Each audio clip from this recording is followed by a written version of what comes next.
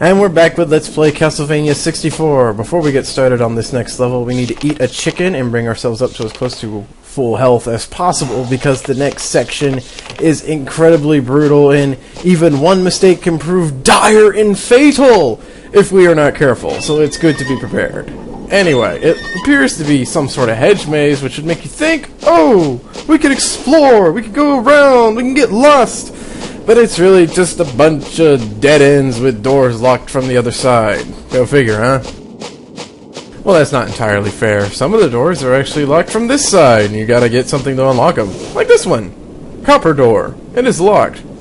3 guesses as to what we need to open that door, and the first 2 don't count. We can climb up here, and then behold the wonderful wonders of Nintendo 64 emulator rendering. Magnificent. Remember when View Distance Fog made games look better instead of worse?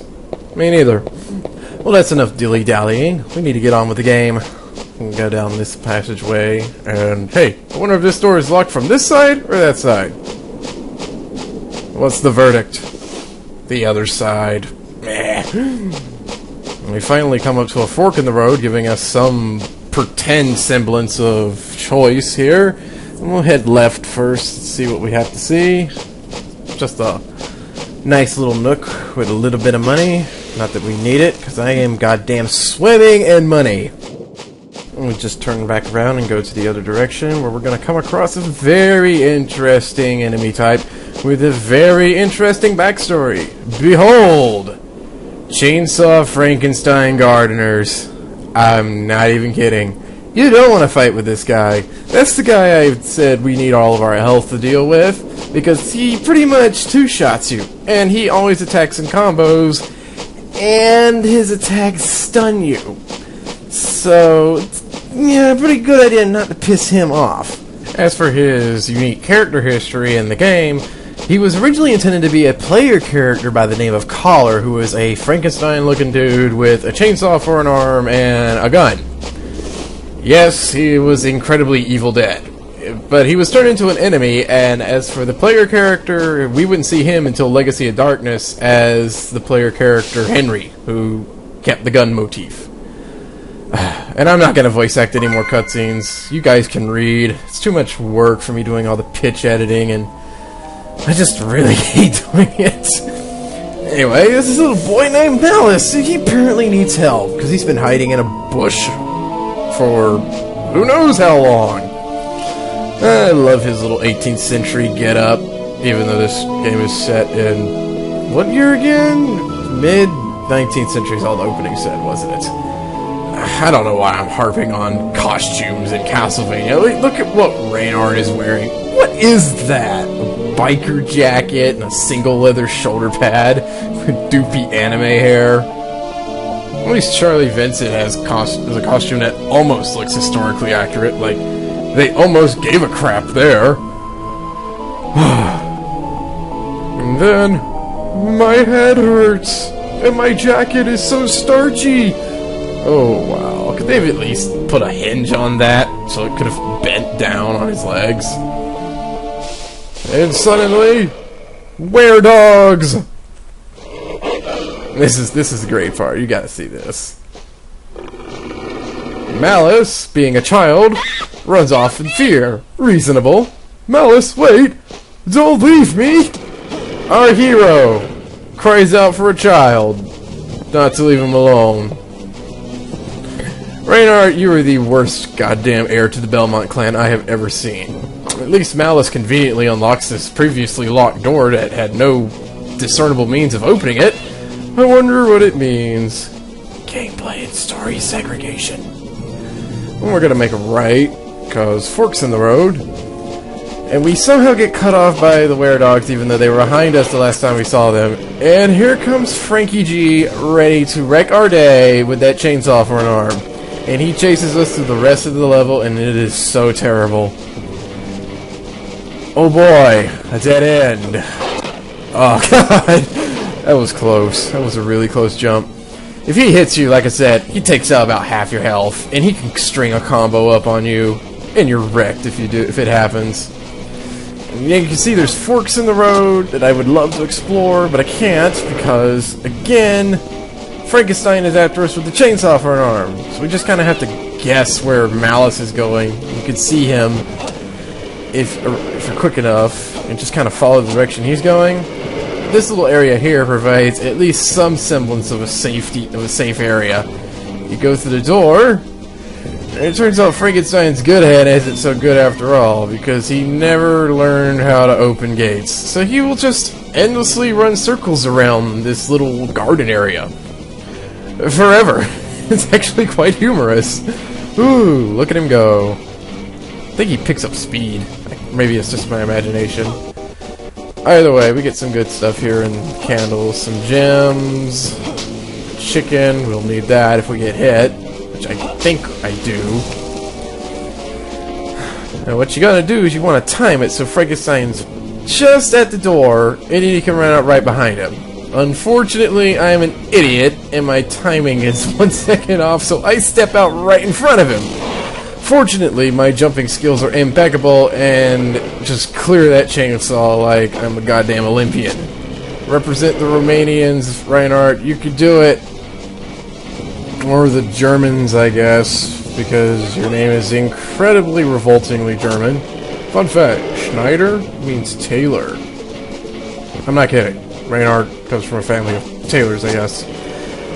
Why couldn't we be a Belmont again? This was really stupid of me trying to get this money because, ooh, knocked out of the air. And when these were-dogs grab you, bite you, you get disabled for a moment. And look at how much damage that chainsaw does. If I hadn't healed at the start of the level, I'd be dead meat. Throw down a holy water to stall their following. It'll slow down Frankenstein a little bit. Unfortunately, it didn't take out the dogs, but we're already at the end of the level. We'll just stop running from the terrifying Bruce Campbell Frankenstein and casually walk through this door. So Reinhardt opens this gate because why not? You've come this far. Once you're through the forest, you're safe. You don't even know if that goes to the forest, Reinhardt. He's not a man. He's 10 years old. Malice don't even care. He has nothing to say about this. He just does it. Reinhardt, did you forget what was in the forest? Did you forget the were-tigers and the 127 skeletons? Including the giant one? Well, I guess you killed the giant one, but still, there's skeletons that literally explode. Like nitro skeletons. You don't care, do you? You just don't care. Anyway, this long, giant hallway to nowhere just doubles around to the back of the level. I don't even look at empty alcove. Just to psych you out, because this alcove here does have something. It's a candle. And what would be this candle? Why, the copper key that we need to get through that incredibly obstinate copper door at the very start of the level. See how it all comes together? Go through Hedge Maze, get chased through Hedge Maze, get key in Hedge Maze, and come out of Hedge Maze. Actually, wait till you see where the Hedge Maze leads us to. Guess what? We're back in the mansion. Funny, huh? Fortunately, there's a save crystal here, and we're going to want to save our game so we don't have to deal with Bruce Campbell again. We unlock this door from the other side. You know, it says there's a bar. There's no bar there. And we're back in the foyer of the Resident Evil mansion. Whoop-de-doo. From here on out, it's just backtracking back to the Hedge Maze. It's really frustrating. I don't see why they couldn't have just made it backtrack around to the, start of the Hedge Maze. But, there you go. I guess if I hadn't shown off all the secrets in the last episode, like the 3 o'clock secret that happens outside, I could have shown it off now. Already done it. No sense in worrying about it. Just endure with the tedious backtracking and march forward, because this level is almost over, fortunately. You can see why I broke it up into 2 halves, because the castle villa is really big. There really isn't much to say here, because it's just backtracking. Nothing new happens. The same enemies attack you. Ghosts, phantoms, skulls, whoopee. I'm gonna take care of these guys so they don't come and bother us. really wish I had more to say, but I don't. It's just backtracking. I could tell you more obscure Castlevania facts, but there's really no obscure Castlevania facts for this part of the game, because it's backtracking. But we're back at the maze. Hooray! And you can hear the were-dogs out there. They're still out there. Frankenstein will still come after us, so let's not dink around. And of course, the dogs have to cheat and come out right in front of us. And of course, I have to be an idiot and go for the wrong door. Oh, no you don't, Frankenstein. I'm not in the mood to dance with your chainsaw a third time. Come on, let's unlock this door and get going with our lives. Copper door key has been used. Yeah, deal with it. Damn, undead chainsaw-wielding monster. We're nearing the end of the level now. You can see the door there. We can unlock it from the other side, but we're not, because I'm not stupid. We have another candle up here with one last healing item, because this level is extremely generous with them, and with good reason, given how much Frankenstein just busts your balls. And that door there leads to the boss of the level, because Frankenstein just wasn't enough, I guess, for Konami. It was like, you know, after chasing this guy, the player, through the Hedge maze with an unkillable chainsaw-wielding Frankenstein, let's make him fight a real boss. Fun. So we go through the door and we find ourselves in a nice, creepy-looking little tomb, crypt sort of thing. Impaled bodies on spikes near the walls. Wrecked architecture. Puke green floors. How nice. Aw, yeah. Bloody Tears remix. Just cannot get enough Bloody Tears. And the boss is an empty coffin. Ooh, something sounds nasty. Ah, sick. Just dropped a body at me. And what could this fearsome boss be? Very rude to interrupt someone who's enjoying his meal. Dude, you threw it at me! I didn't interrupt diddly-do. God, you're ugly. It will kill you here! Yeah, the boss is another generic vampire fight. Does this guy have any idea how many of these things I killed in the last episode? Like, 3 or 4, I think? Oh no, I'm a vampire. Whatever will I do? I'll just use one of my bazillion purifyings. And I'm better. This guy's, like I said, it's just another vampire fight. He's just like all the other ones. He runs around, he claws at you, he bites you. Except he has a health bar, so you can tell how long he takes before he eats it. Look at that, he's already down. Ooh! Cannot be! I am a vampire defeated by a human! You and the guy who tried to trick me in the mirror room, and the first vampire in the level, and I don't even remember how many generic fights. It was like 1 or 2.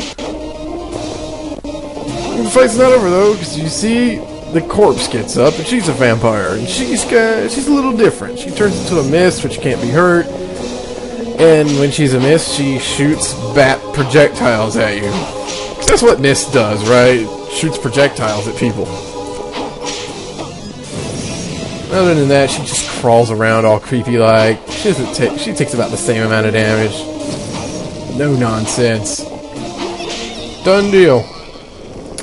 You know, after Frankenstein, just fighting 2 vampires is kinda underwhelming. We just approached a coffin like anyone would.